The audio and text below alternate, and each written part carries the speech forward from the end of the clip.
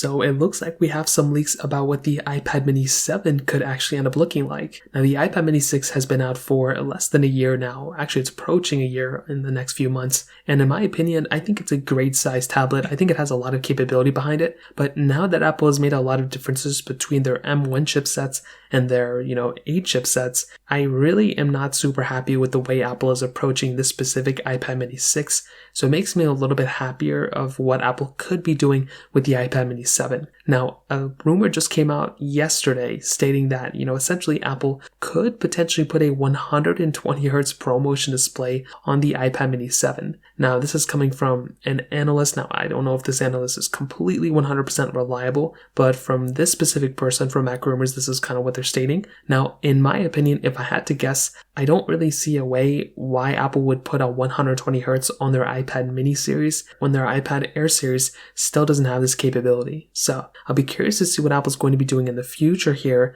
But what's probably, one thing we have to remember is the iPad mini 7 is not going to be coming out this year, and it's probably not going to be coming out next year. It's probably going to be coming out probably the year after in either 2024 or something along those lines. If you look at the iPad mini 4 to the iPad mini 5, there were several years in between them. I think it was about 4 years in between those. The iPad mini 5 to the iPad mini 6 was about 3 years as well, over 3 years at that point. So we're probably going to be getting early 2024 when the next iPad mini could be coming out. Again, it could be earlier, who knows? So in my opinion, if you look at it like that in that time frame, the iPad mini 7 could potentially make sense why that iPad would have a 120 Hz panel. But if we have to remember that 3.5 years from now or 3.5 years from that date that iPad was made, we're going to have to remember the internals. Is Apple going to consistently still put an A series of chipsets in their iPad mini? Because if they do,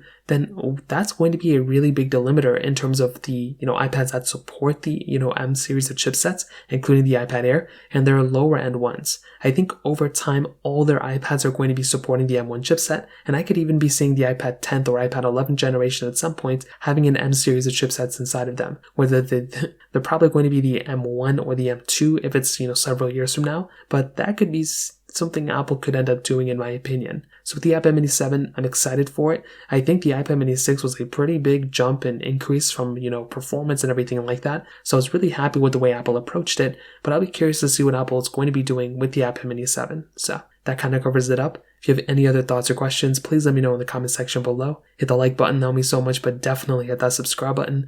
More importantly than everything else, I love every single one of you guys. Hopefully I'll catch you guys in the next video. Peace out till then.